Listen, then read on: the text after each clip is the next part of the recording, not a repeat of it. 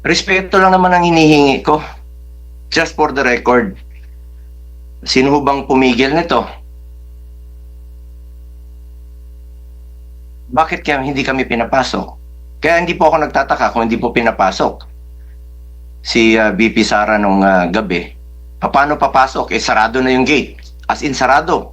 Lahat po ng gate sa kampo, sarado na po. Nung sinubukan ko pong pumasok, nagpaalam po kami. Pinababa po ako. Kahit nakasakay na po ako sa sasakyan.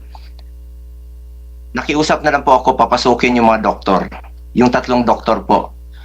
It took you about 3 hours, 4 hours pa po.